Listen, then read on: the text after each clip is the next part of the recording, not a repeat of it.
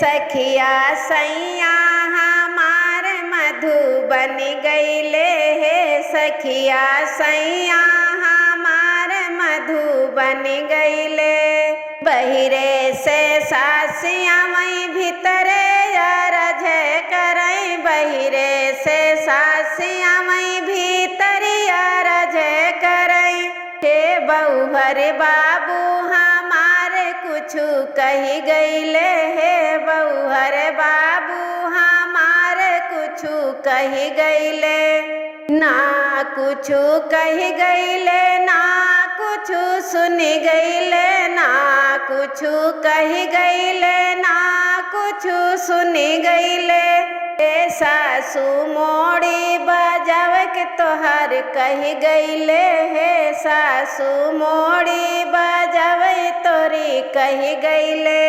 हे सखिया सैया हमार मधुबन गईले हे सखिया सैया हमार मधुबन गईले। बहिरे से जिठनिया मई भीतरा अरज करई बहिरे से जिठनिया मई भीतरी अरज करई। हे छोटी देवरा हमारे कुछु कही गईले हे छोटी देवर हमारे कुछु कही गईले। ना कुछु कही गईले ना कुछु सुनी गईले ना कुछु कही गईले ना कुछु सुनी गईले।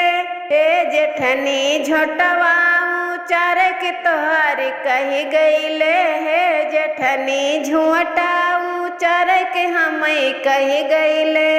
हे सखिया सैया हमार मधुबन गईले हे सखिया सैया हमार मधुबन गईले। दुअरा से नंदिया मई भीतरे अरज करई दुअरा से नंदिया मई भीतरे अरज करई। हे भाभी भैया हमारे कुछु कही गईले हे भाभी भैया हमारे कुछु कही गईले। ना कुछु कही गईले ना कुछु सुनी गईले ना कुछु कही गईले ना कुछु सुनी गईले।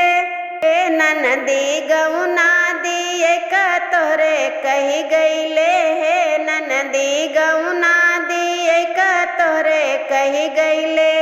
हे सखिया सैया हमारे मधुबन गईले हे सखिया सैया हमारे मधुबन गईले हे सखिया सैया हमारे मधुबन गईले।